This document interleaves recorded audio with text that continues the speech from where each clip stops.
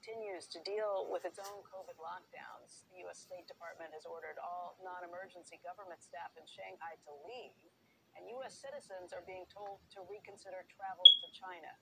Eunice Yoon joins us right now with more from Beijing. And Eunice, I've seen more of these videos of people screaming out their windows in Shanghai because of the lockdowns, not having food, and kind of being at their wits' end. How is this all adding up on a daily basis there? Well, some people now are being allowed out of their houses because Shanghai is, in theory, easing the lockdown, taking a different approach. So they're saying that if you are in an area that is low risk, in other words, has had no new infections in 14 days, then you are allowed out of your house. But in practical terms, it isn't working very well. And in fact, Shanghai is being very slow to lift the lockdowns because they're going building to building.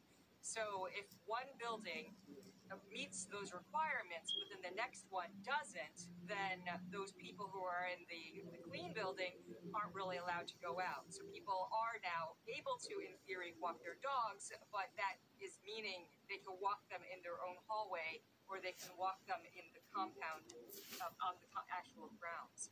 Better than what they've been dealing with for several weeks, but still quite onerous and harsh. And we're seeing those restrictions starting to spread outside of Shanghai as well. So Suzhou, which is a big manufacturing area, has now said that they're going to be testing certain districts in their jurisdictions. Also have been urging residents not to leave and to make sure that they work from home.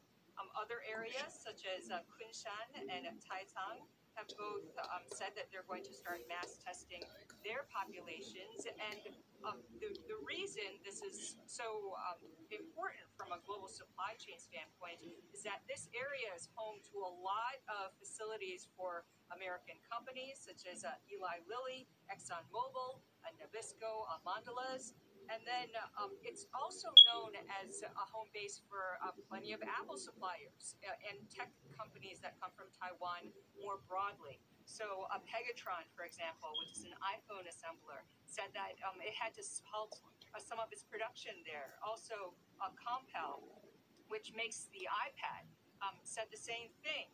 Quanta, which is a MacBook maker, they halted their production in a different city, but in that general area. So you're starting to see a lot of this disruption because of just how close they are to Shanghai, and just people in different areas very concerned about people from Shanghai coming over to their areas and then potentially spreading the virus.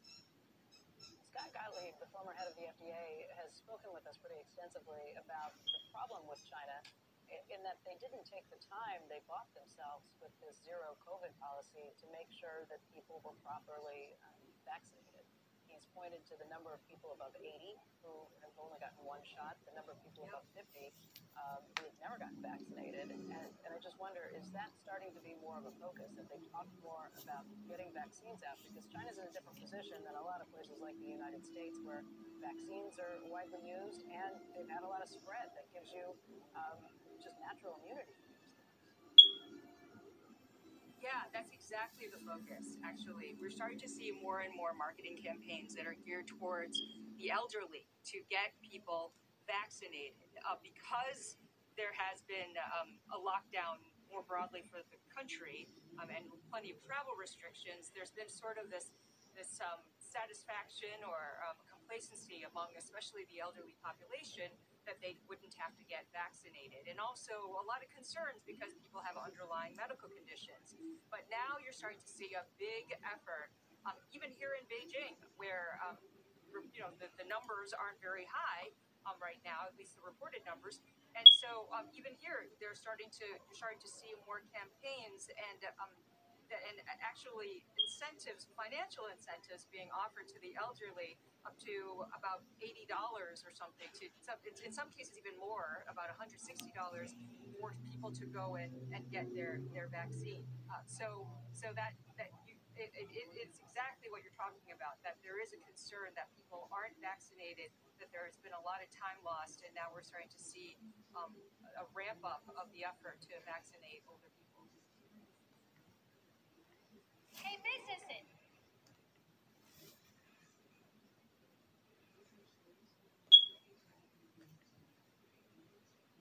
more interested in competing or just want a really cool gym to work out at, I want to invite you to come check us.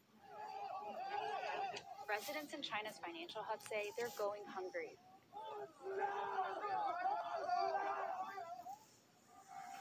所有人都在叫。 Many people have been unable to leave their homes to buy food since late March. 所有的人，你都不晓得这个状态到底维持到啥个程度。 That's because Shanghai officials began a citywide lockdown to tame the country's biggest COVID-19 outbreak in the past 2 years. Some residents have also taken to social media to complain. It has prompted a lot of people in Shanghai to ask, is this the right policy? Is the cost of this lockdown too great?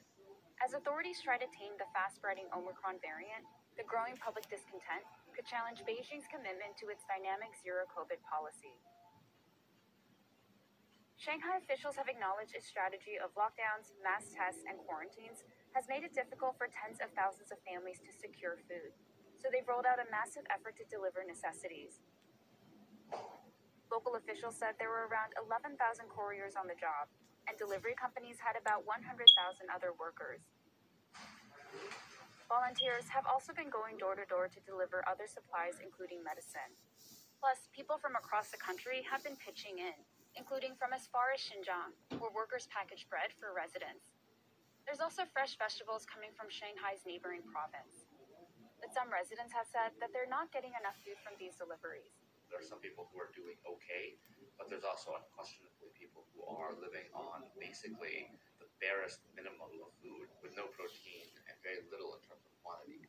For instance, a family of 2 received this package from the government on the second day of the lockdown. The father and daughter said it was all consumed in about 4 days, and the next delivery came about 2 weeks later. So to feed themselves, some people are getting up as early as 6 a.m. to place an order on grocery delivery apps, at a time when supplies are more likely to be available. This man's wife recorded him using a massage gun to help him more quickly hit the pay button to get his order through before others.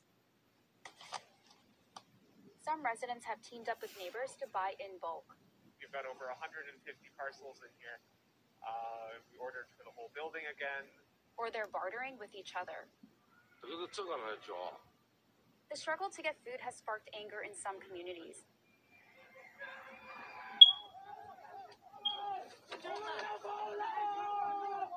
This video was posted on Weibo, China's equivalent of Twitter, and it was later taken down. It shows local police trying to contain a crowd of people. Weibo didn't respond to a request for comment. These food shortages have largely stemmed from the city's strict COVID restrictions, which have confined many of the city's food delivery workers at home, and some have chosen not to work for fear of getting sick. Also, for new supplies to enter the city, truck drivers need to test negative. Once you come into the city and you've delivered your supplies, it's not clear if you can necessarily get into the neighboring province to be able to pick up another run of supplies because the authorities won't necessarily allow you into the province because you just come from a high-risk zone. Shanghai officials have pledged to do better.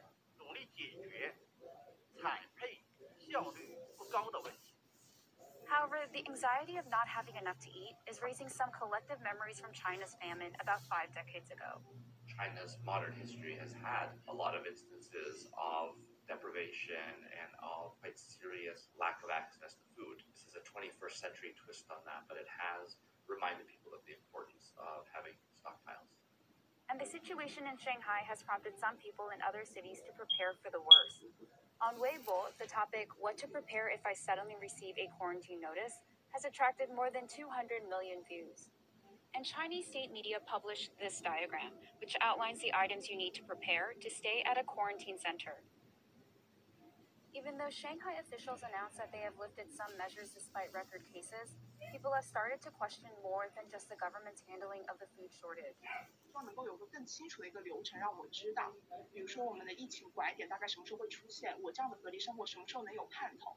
There is a great degree of dissatisfaction about whether or not it's the wisest way to deal with this challenge, this dynamic zero COVID policy.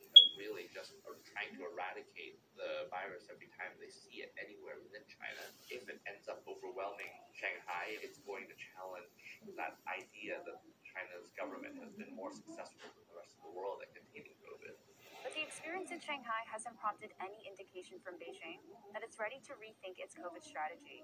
The head of China's COVID-19 response task force said its dynamic zero-COVID policy was scientific and would bring maximum results.